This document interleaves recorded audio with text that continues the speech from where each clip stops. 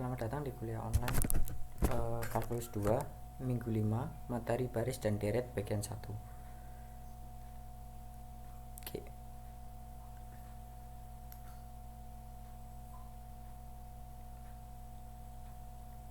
Di sini kita akan membahas dua materi. Yang pertama baris dan sifat kekonvergenannya. Kemudian yang kedua tentang deret dan sifat kekonvergenannya. Nah, kita masuk ke materi yang pertama, yaitu baris dan sifat konvergennya.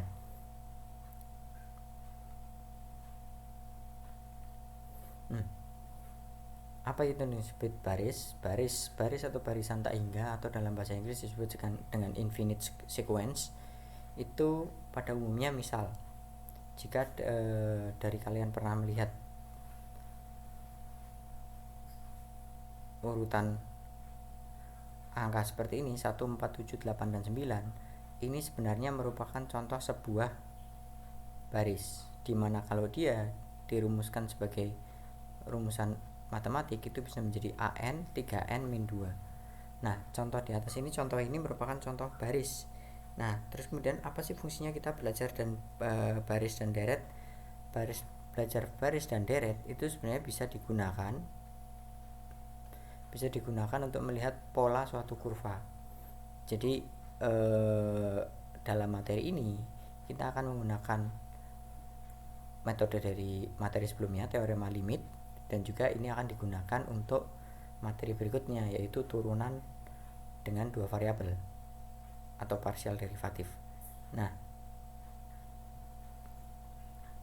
contoh dari baris itu yang bisa kita temukan adalah misalkan contoh seperti ini. Ada contoh nomor 1, 0 setengah, 2 per 3, 3 per 4, 4 per 5. Ini merupakan baris dengan bentuk AN itu sama dengan 1 min 1 per N, dimana N harus lebih besar dari sama dengan 1. Contoh kedua bisa seperti ini, contoh ketiga seperti ini, ataupun contoh keempat seperti ini dengan rumusannya masing-masing. Nah, apa yang disebut dengan konvergen dan divergen? Konvergen itu dia menuju ke satu nilai. Ini sudah pernah kita temukan di teorema integral tak wajar kemarin. Jadi ada yang disebut konvergen dan divergen. Di sini contoh yang konvergen bisa kita lihat itu adalah yang pertama AN dan BN. Di AN ini bisa kita lihat bahwa nilainya dia akan menuju ke angka 1, konvergen di angka 1. Sedangkan yang BN yang kedua, dia dari arah ini ke sini, ini ke sini. Dia konvergen menuju ke angka 1. Sedangkan yang C itu dari 1 dia lari ke kanan, kemudian lari ke kiri. Di sini dia disebut dengan divergen. Ini konvergen, ini konvergen. Yang C ini dia divergen. Dia tidak menuju ke satu angka. Nilainya terus menyebar ke titik-titik kiri dan kanan dan lain-lain. Nah, yang D9 dia konvergen, tapi dia konvergen di angka 0,999. Nah, ini yang disebut dengan konvergen dan divergen. Nah, definisinya konvergen dan divergen ini digunakan untuk apa? Ketika kita punya suatu deret AN itu dikatakan konvergen terhadap L, maka kita bisa menuliskannya sebagai limit N menuju tak hingga AN itu sama dengan L, dimana untuk setiap nilai positif epsilon itu berhubungan dengan nilai positif lain N besar, sehingga N kecil itu lebih besar sama dengan N besar, dimana nilai mutlak AN dikurangi L itu lebih kecil dari epsilon. Kalau ini tidak terpenuhi, maka itu disebut dengan divergen. Nah, contohnya seperti apa? Kita lihat contoh 1 seperti ini. Ketika kita punya persamaan 1 per N pangkat B sama dengan 0, kita buktikan bahwa dia memenuhi persyaratan tadi. Kita misalkan epsilonnya kan harus lebih besar sama dengan 0.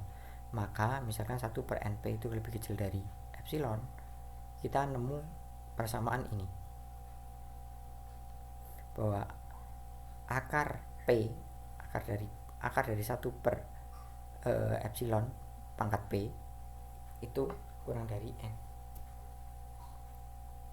Kalau kita masukkan rumusan ini dalam persamaan ini, nah kita nanti menemukan persamaan berikut. Nah, ini membuktikan bahwa limit ini itu konvergen dan memenuhi persamaan berikut. Nah, properti dari limit sekuen sendiri ada beberapa, mulai dari nomor 1 sampai 5. Di sini jika dia limit hingga suatu konstanta, dia akan start dengan konstanta. Kalau konstanta dikalikan dengan sequence dengan baris, maka bisa dipisahkan. Jika dia tambah atau kurang, bisa dipisahkan. Dikalikan bisa dipisahkan kalikannya. A dibagi B bisa limit A dibagi dengan limit B, dengan catatan B tidak sama dengan 0. Nah, untuk properti tersebut, misalkan kita ada dua contoh 2 dan contoh 3.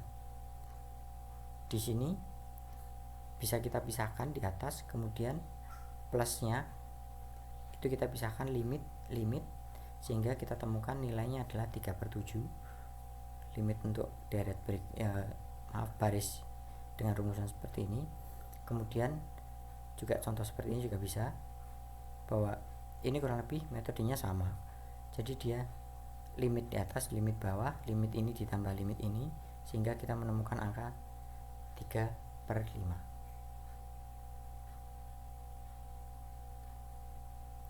Nah, di teorema baris deret ini akan ada beberapa teorema. Di materi ini banyak teoremanya.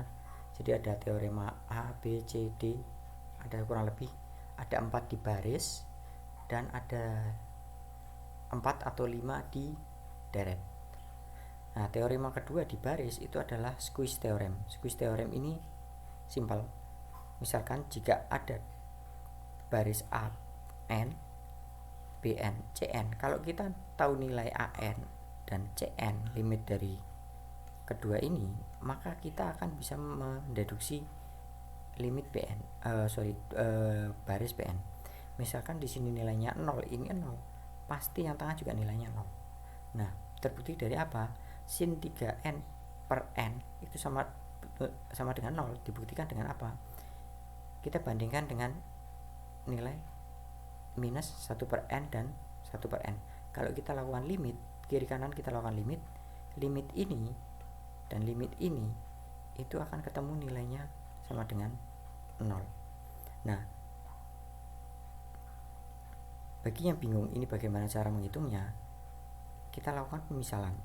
N itu misalkan angkanya adalah 9999999. Dihitung menggunakan kalkulator. Sin 39999 per 9999 ini sama saja seperti sin 9999 pangkat 3 dibagi dengan 9999. Nah, ini angkanya akan mendekati nilai 0,00000 sekian, dimana ini mendekati 0. Tapi dengan teorema ini kita bisa simpulkan bahwa jika ini menuju tak hingga 9-nya lebih dari 4 digit, bisa 5 sampai 10 digit, maka nilainya akan sama dengan 0. Jadi kalau kita punya baris dengan rumusan seperti ini, itu bisa kita dekati dengan teorema squeeze theorem. Jadi kita cari nilai di kiri dan nilai kiri kanannya, kemudian kita deduksi nilai di tengah itu seperti apa. Nah, kemudian juga ada teorema C, yaitu ketika nilai mutlaknya dari suatu baris itu sama dengan 0, maka limitnya itu juga sama dengan 0. nilai limit ininya. Kita buktikan bagaimana. Coba cari nilai mutlak dari 0,999 pangkat n. Nah, gunakan n sampai tak hingga. Gimana caranya? Kita gunakan kalkulator, cari dengan nilai 10, 100, 1000, 10.000, mungkin hingga sampai 1 juta. Di situ kita akan temukan bahwa R pangkat n atau 0,99 pangkat n ini ketika dia nilainya semakin besar, maka nilai R pangkat n-nya itu akan semakin kecil, 0,0000, sampai suatu ketika dia akan nilainya sama dengan 0 ketika dia n-nya itu sangat besar sekali atau tak hingga. Ini teorema C. Nah, kemudian ada teorema D, monotonic sequence. Jadi ketika kita punya suatu kurva naik,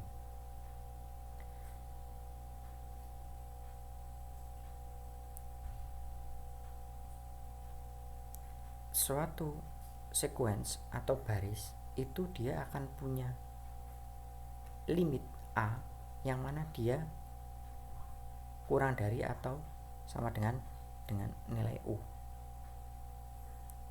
Jadi kalau kita punya suatu baris titiknya di sini, di sini, di sini, di sini, di sini, suatu ketika dia nilainya akan menempel di sini, dimana dia akan nilainya konstan.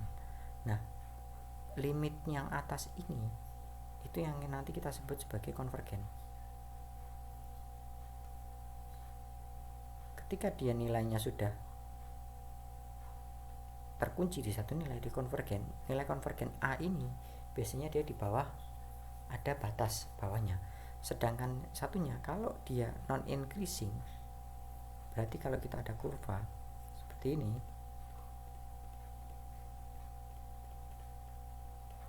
nah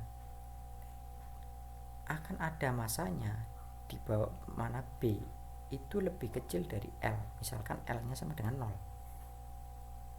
Jadi B itu ada di atasnya L. Ini yang disebut monotonic sequence. Jadi kalau dia naik pasti dia ada batas atasnya, kalau dia turun dia ada batas bawahnya. Contohnya gini, bagaimana? Apakah misalkan kita punya baris dengan rumusan seperti ini, apakah dia konvergen? Nah, kita lihat dari jabarannya. Baris ini kalau kita jabarkan ke dalam suku-sukunya akan membentuk barisan seperti ini. Nah, menunjukkan apakah dia konvergen atau tidak, kita hitung dengan ini. Misal bandingkan antara suku n dengan n plus 1, kita bandingkan, kita hitung dengan persamaan ini, ditemukan bahwa nilainya adalah seperti ini, n dikali n min 2 lebih besar sama dengan 1. Nilai ini benar jika n lebih besar sama dengan 3. Misalkan n nya sama dengan 1, itu nanti kita ketemu persamaan ini, kita ketemu 1 dikali 1 kurangi 2 besar dari 1, min 1 lebih besar dari 1, dimana ini salah. Maka dia baru bisa benar kalau n nya di atas 3. Seperti yang kita lihat, di atas n lebih dari 3, 1, 1, 2, 3, ini dia nilainya mulai decreasing, mulai turun. Nah, 2 ini n lebih dari 3, dimana kurvanya decreasing, ini menunjukkan bahwa kurvanya itu akan seperti ini dan dia akan punya batas konvergensi, batas bawah B. Suatu saat dia punya ketika n nya itu menuju tak hingga.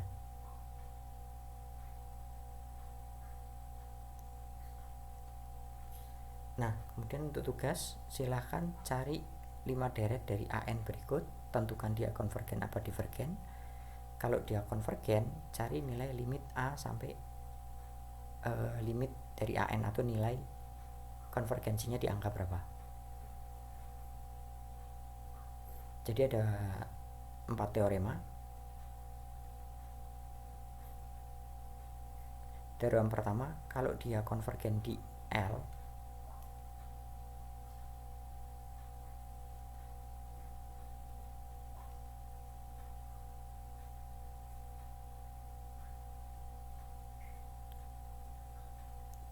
teorema pertama, definisi pertama, kalau suatu baris itu dikatakan konvergen di L, itu dia nilai konvergensinya untuk mencari nilainya adalah limit AND sama dengan L.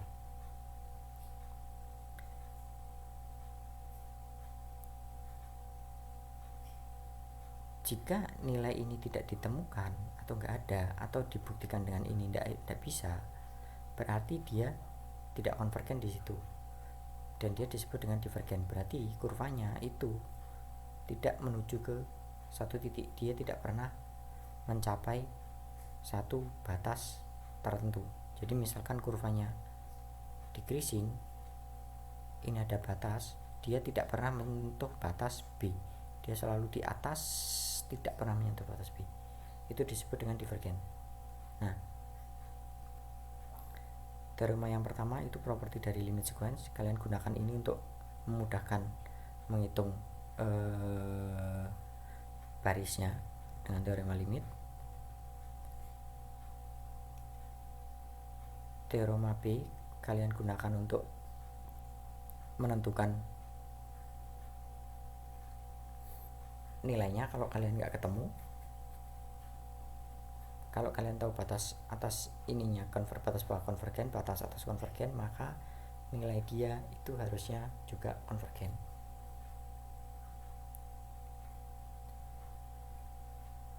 Teorema 3 itu untuk nilai mutlak. Kalau limit n menuju tak hingga an dimutlakan sama dengan 0, berarti nilai ini an, limit dari n menuju tak hingga dari an itu juga sama dengan 0. Teorema keempat itu kalau dia kurvanya adalah naik terus, kalau dia konvergen, suatu ketika dia akan converge ke nilai A, di mana A itu di bawahnya suatu batas U, misalkan ada batas lagi di atasnya. Kalau dia turun, kalau dia konvergen, dia akan menyentuh titik B, di mana B itu masih di atas L, misalkan L nya sama dengan 0. Seperti itu ya. Nah, jadi ini tugasnya 5 nomor.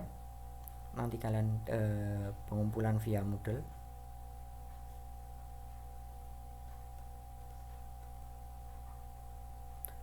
Via e-learning.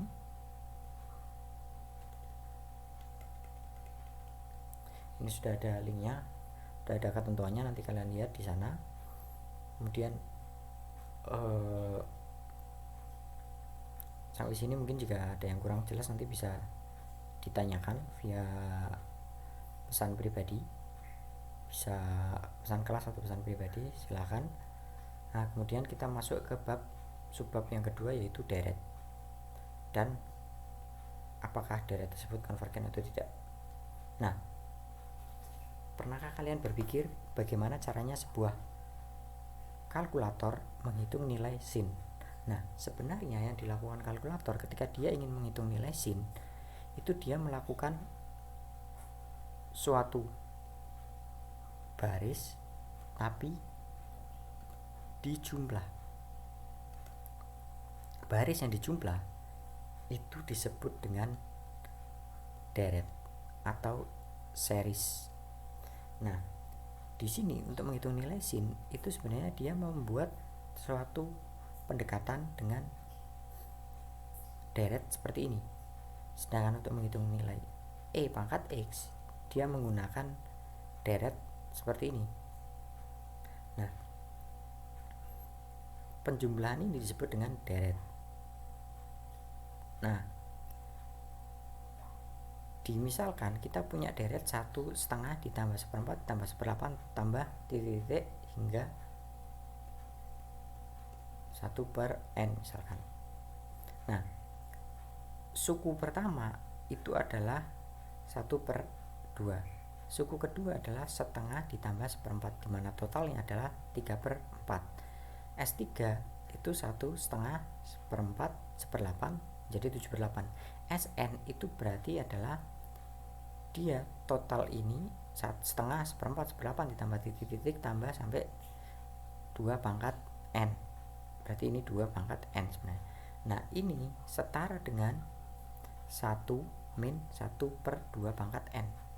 Nah untuk menghitung totalnya bisa juga kita gunakan limit Sn sama dengan limit n menuju tak hingga 1 min 1 per 2 pangkat n, menjadi nilainya sama dengan 1. Jadi baris deret ini dia akan menuju nilai 1, nilai total 1. Jadi yang menuju 1 adalah nilai totalnya. Nilai totalnya itu akan menuju sama dengan 1. Nah, rumusan ini disebut sebagai partial n ke n, partial sum ke n, total parsial ke n. Nah, Sn ini bisa kita gambarkan bahwa A1, A2, A3, A4 sampai An itu adalah infinite seriesnya, dan n partial sumnya adalah rumusan ini. Rumusan ini sama aja, kalau k-nya sama dengan 1, 1, k-nya naik jadi 2, 2, 3, 4 sampai tak hingga atau sampai n. Nah, definisinya apa?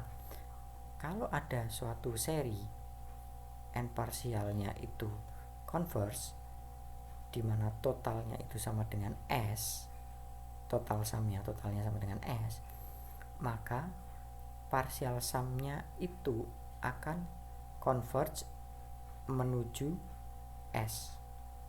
Tapi kalau Sn ini diverge, maka seriesnya juga diverge, dan series yang divergen itu nggak punya nilai sum. Kenapa? Nilai sumnya itu sama dengan tak terdefinisi, tak hingga. Nah, buktinya seperti apa? Buktinya nanti kita bahas di slide-slide berikutnya. Nah, di sini ada beberapa jenis deret yang akan kita pelajari. Yang pertama, salah satunya adalah deret geometri. Deret geometri ini digambarkan sebagai berikut. Jadi AR K min 1. Jadi ini A ditambah AR ditambah AR kuadrat tambah AR3 tambah titik-titik, di mana A itu tidak boleh sama dengan 0. Kalau 0 ya dia nilainya semuanya 0 nanti. Nah, ini kalau kita telusuri itu Sn-nya itu sama dengan persamaan ini. Nah, kalau kita telusuri lagi sebenarnya S-nya, sumnya, total sumnya itu akan setara dengan ini, di mana R mutlaknya harus kurang dari sama dengan 1. Kalau R-nya sama dengan 1, ya dia nilainya 0 nanti, nilainya tak hingga, nggak converge. Nah, contohnya seperti apa? Contohnya begini, 4/3, 4/9, 4/27, 4/81. Ini adalah 4/3 ditambah 4/3 kali 4, 1/3 ditambah 4/3 dikali 1/3 pangkat 2 ditambah titik. Yang depan ini A, yang belakang ini R. Makanya 4/3 dibagi 1 min 1/3, ketemunya ini S-nya adalah 2. Jadi total sumnya ketika N menuju tak hingga itu sama dengan 2. Sedangkan yang ini 51, 51,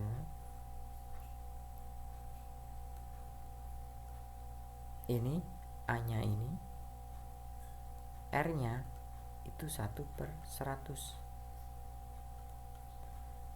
Kalau kita hitung S-nya untuk N menuju tak hingga itu dia menjadi 17/33. Ini deret geometri. Nah, contoh kedua, misalkan ada dua orang, Peter dan Paul, bermain koin sampai salah satu memperoleh angka. jika Peter mau mulai duluan, berapa kemungkinan dia menang? Nah, misalkan permainan dimulai Peter melempar angka, dia dapat gambar G, gambar. Kemudian Paul melempar angka, dapat gambar. Peter melempar angka, dapat angka, melemparkan dapat angka GGA. Kalau dia gambar angka, berarti kemungkinan 3 kali lempar adalah setengah 3 kali ketemu 1/8.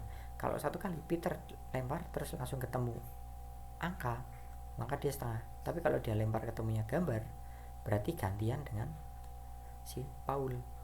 Kalau Paul dapat angka, berarti Paul menang. Nah, hanya saja kita lihat dari sisi si Peter, supaya dia menang. Kalau pertama dia kalah, sekali lempar dia menang, berarti kemungkinan dia menang setengah. Kalau dia sekali lempar kalah, kemudian dia dapat kesempatan kedua kalinya, bagi dia adalah lemparan ketiga, makanya ini 3. Kalau 3 kali melempar dia gagal, lemparan keempat punyanya si Paul, maka lemparan kelima itu punyanya si Peter. Berarti deretnya adalah 1, 3, dan 5. Ini kalau kita gambarkan sebagai suatu deret, itu menjadi setengah, 1/8, ini 32. 1/32. Nah, kalau kita gambarkan sebagai series, kemungkinannya si Peter menang, nilai limitnya kalau n menuju tak hingga, itu kemungkinannya Peter menang adalah 2/3. Kemungkinannya Paul menang 1/3. Jadi kemungkinannya orang yang adu koin, kalau dia mulai duluan, kemungkinannya dia menang lebih tinggi. Nah, untuk melihat suatu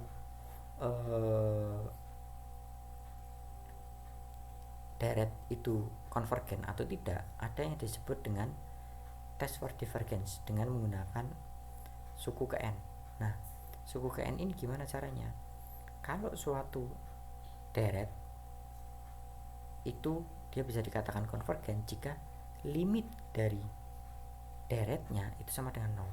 Kalau dia tidak sama dengan 0 atau ketemunya tak hingga, maka dia divergen. Caranya gimana? Misalkan ini ada suatu deret AN itu n pangkat 3 per 3n pangkat 3 plus 2n kuadrat. Nah, limit nilai ini kalau kita hitung ketemunya adalah 1/3. Berarti ini divergen karena tidak sama dengan 0. Supaya dia divergen, dia harus sama dengan 0. Kenapa sama dengan 0? Misalkan ada suatu nilai limit, dia turun. Ketika dia tidak pernah menyentuh nilai 0, misalkan batasnya adalah 0, maka dia dikatakan divergen. Tapi kalau dia turun sampai menyentuh 0, berarti dia konvergen, karena setelah 0 dia akan jadi 0 terus. Nah, untuk memudahkan di sini yang digunakan adalah 0. Kalau dia konvergen, total nilainya dia pasti nanti suatu saat akan limit ininya akan menjadi nilai 0. Nah, deret yang kedua adalah deret harmonik. Secara sepintas 1/n ketika n menuju tak hingga dilimitkan, ini seperti menjadi 0 karena 1 per tak hingga itu adalah 0,00 sekian. Jadi kita bulatkan menjadi 0. Tapi ternyata menggunakan deret harmonik ini bisa ditunjukkan bahwa pada suatu waktu nilainya itu divergen. Kita ambil nilainya 1/1, 1/2, 1/3 sampai 1/n. Kalau kita total, ini 1 plus 1 ditambah setengah ditambah nilai ini, kalau dihitung dengan kalkulator itu 0,58 sekian, 0,5 sekian. Ini dihitung 0,5 sekian, ini dihitung 0,5 sekian. lebih dari setengah. Nah, untuk memudahkan kita buat menjadi misalkan setengah, berarti 1 ditambah setengah ditambah 2/4 setengah tambah setengah tambah setengah tambah setengah, nilai ini ditambah setengah sampai ke n.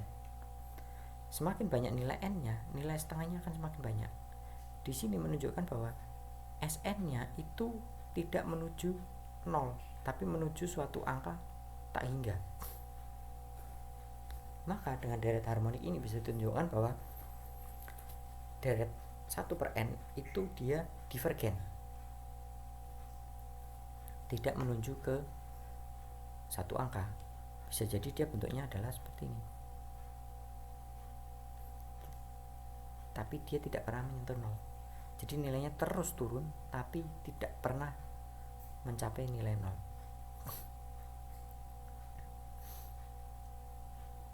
Yang kedua, ini deret yang lain adalah collapsing series. Jadi misalkan kita punya seri seperti ini, 1/k+2 k+3, dimana k-nya mulai dari 1 sampai tak hingga. Sebenarnya ini bisa dipisah. Kalau kita pisah menjadi 1/k+2 dikurangi 1/k+3. Ini menggunakan metode pecahan biasa. Bisa kalian coba-coba. Metode pecahan biasa kalian coba-coba saja. Nah, kalau kita hitung Sn-nya, ini kalau kita pisah seperti ini, kita masukkan berarti kan 1/3 min 1/4 ditambah 1/5, 1/4 kurangi 1/5 ditambah sampai 1/n+2 kurangi 1/n+3.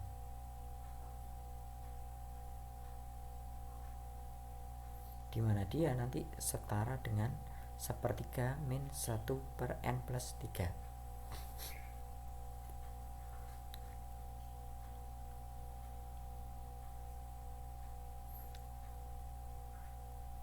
Ini dapatnya dari mana?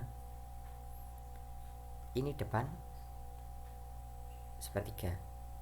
Kita dapatnya dari mana? N sama dengan 1 misal.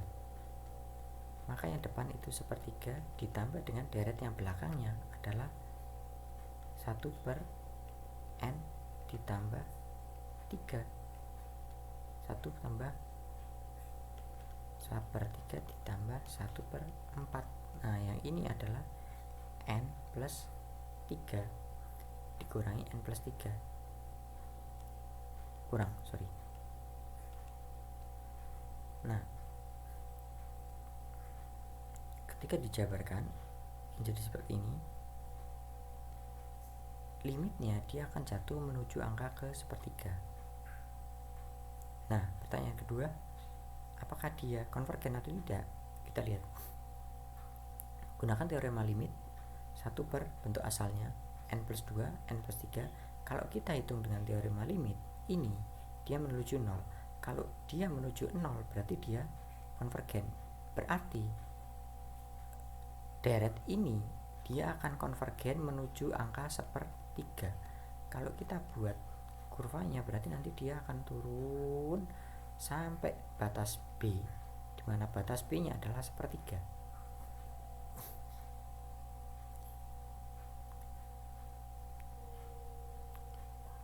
Ini collapsing series. Nah, ketika suatu deret itu konvergen seperti baris tadi, ada beberapa properti atau sifat. Kalau dia dikalikan dengan konstanta, konstantanya bisa ditaruh di luar. Kalau dia penjumlahan, bisa dipisah dengan catatan bahwa A itu konvergen, BK konvergen, C-nya konstan. A dan BK ini juga akan menjadi konvergen. Ini konvergen, ini konvergen. Misalkan contoh, ini adalah konvergen, ini konvergen. Harus dicek dulu sebenarnya. Kalau kita cek ini konvergen, maka 3-nya bisa ditaruh depan keluar, 5-nya ditaruh ke depan keluar, 1/8-nya tetap, 1/8 tetap. Kalau ini kita jabarkan adalah 1/8 ditambah 1/8 ditambah 1/8. Yang ini adalah sepertiga ditambah sepertiga ditambah sepertiga. Nah, kalau kita jabarkan menggunakan rumusan baris mirip, berarti ini seperlapan sepertiga dikurangi sepertiga, maka ketemu nilainya sekian. Sigmanya itu akan setara dengan min 29/14. Coba kalian hitung.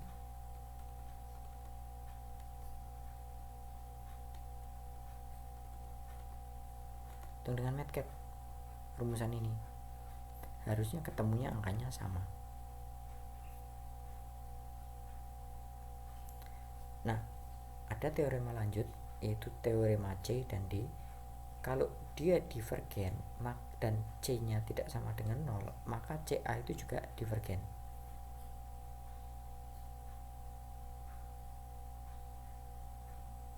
Dan juga ada teorema tentang grouping untuk infinite series atau untuk deret. Nah, untuk tugas deret ada 5 nomor. Silahkan kerjakan. Jadi ada tugas ada 10 nomor ya, 5 nomor baris dan 5 nomor deret. Dikumpulkan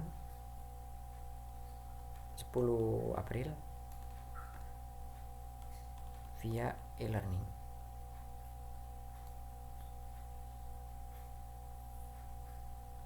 Nah, mungkin itu sekian dari saya. Apabila ada pertanyaan, silahkan nanti bisa ditanyakan atau membuat kelas seperti kemarin Zoom. Sekian, wassalamualaikum warahmatullahi wabarakatuh.